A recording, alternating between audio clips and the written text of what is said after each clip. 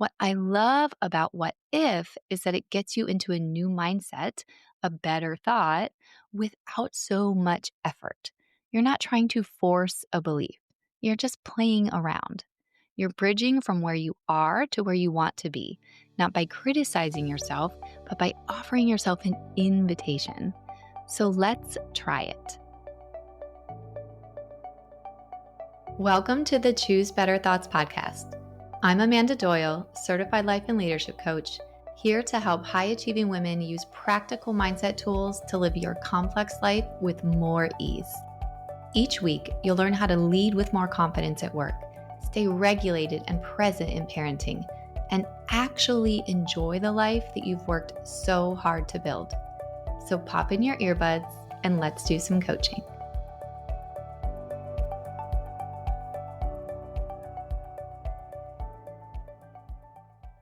I want to teach you a little trick today to give you a mental boost in how you set goals, how you relate to yourself, and how you get things done. Let me give you a few examples from my own life.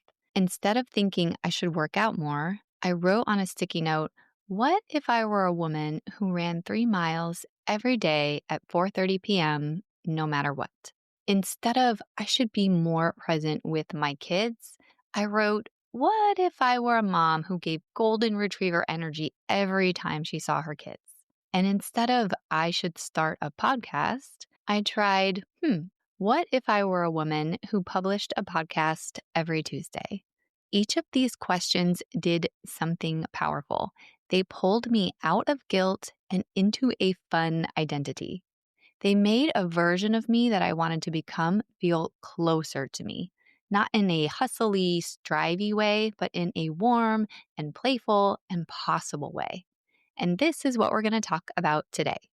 If you're someone who's used to pushing herself with pressure, if you built your life using shoulds as motivation, then you probably know how effective it can be, but also how tiring it gets. Today, I want to show you a different path that uses imagination instead of criticism and vision instead of shame.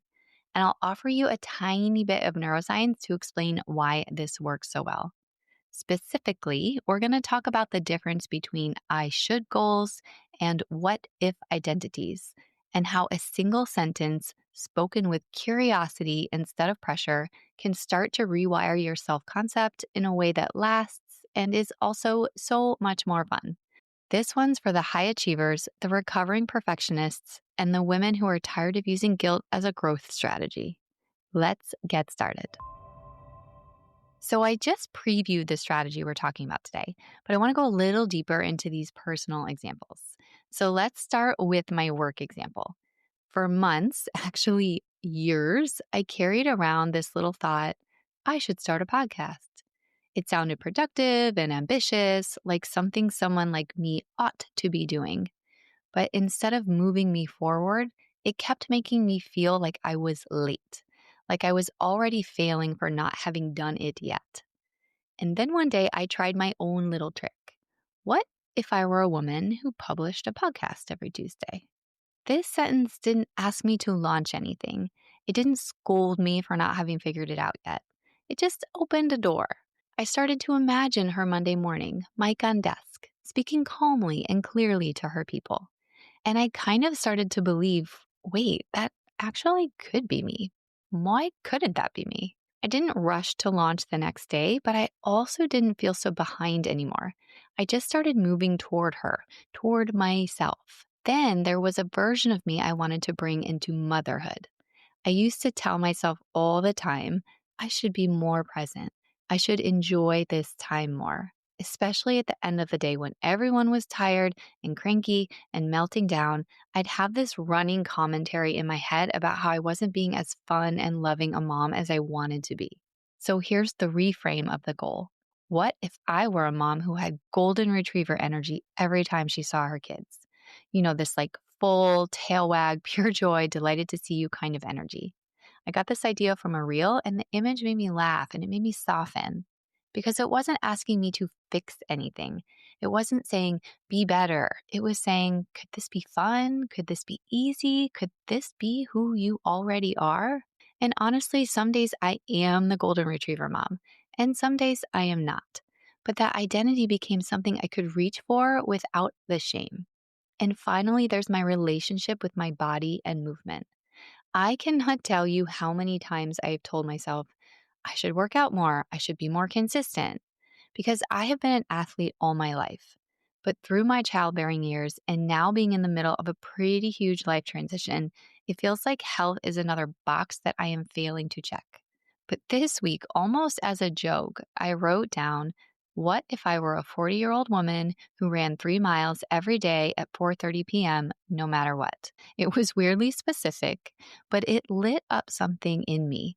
I could see her calm and committed, not hustling or proving, just doing it because it's who she was. That what if made it feel like less of a task and more of a declaration. Like I wasn't chasing a result, I was stepping into an identity that I liked. And then, almost effortlessly, I found myself lacing up my running shoes and jogging at 4:30 p.m. Will I continue? I don't know, but it was kind of neat. So when I say these are small shifts with big impacts, I mean it. Not because they make me do more, but because they are helping me become more of myself in a way that feels light and easy. So, why does this little question, what if I were someone who, work so well? Because it feels like magic, but it's actually pretty logical. It's about how our brains respond to pressure versus possibility. Let's talk about pressure for a second. Most of us, especially high achieving women, have been trained to respond to I should.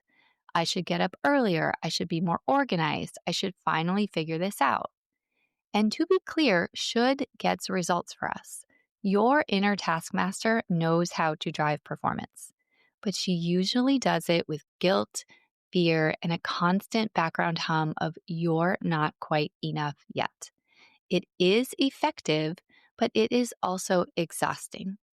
Now, what if does something different? It doesn't demand belief. It invites imagination. It doesn't say you're not doing enough. It says, hey, try this on for a second. What if this were you?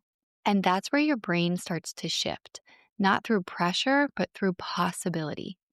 Neurologically, the brain doesn't fully distinguish between something vividly imagined and something actually experienced. So when you say to your brain, what if I were a woman who, your brain starts building a file.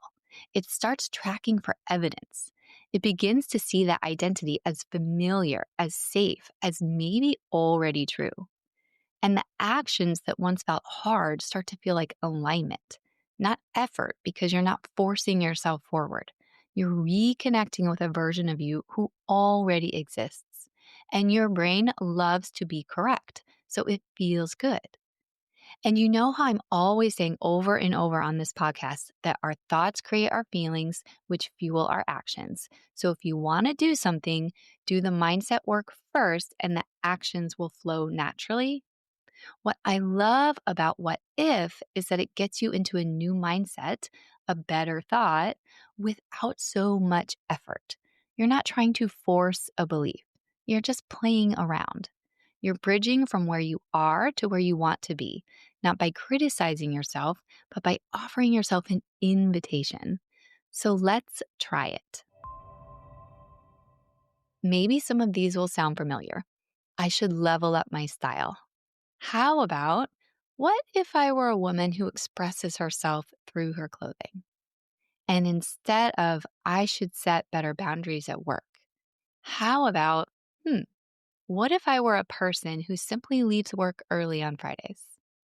Or instead of, I should read more, how about, what if I were a woman who effortlessly reads a book a month?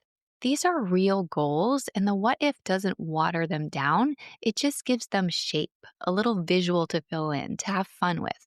It offers your brain a version of you to move toward in a fun way without the pressure. So now I want to hand this over to you. Pick 3 areas of your life: work, relationships, health. And instead of writing down what you should do, try writing, what if I were a woman who? That's it. Just try one for each area. Let them be specific and honest and kind, and you don't have to act on them right away. Just notice how it feels to imagine and let the sentence live with you. And then after a while, notice what shifts. And if you like little tricks like these, I invite you to check out my Choose Better Thoughts coaching program. I'm in the community every day offering the tools and applications that have helped me reach my goals, and we support each other in a light, fun, and stretchy way. Thanks for listening, and see you next week. Thanks for listening to the Choose Better Thoughts podcast. If this episode gave you a new perspective, please pass it on to a friend or leave a quick review. It helps so much. And if you're ready to go deeper, this is exactly the kind of work we do inside my coaching program. I offer weekly live coaching, access to my full self-coaching course, and daily motivation in an intimate community. You can learn more at choosebetterthoughts.com. Until next time, remember, you are already enough, and change gets to feel good. You've got this.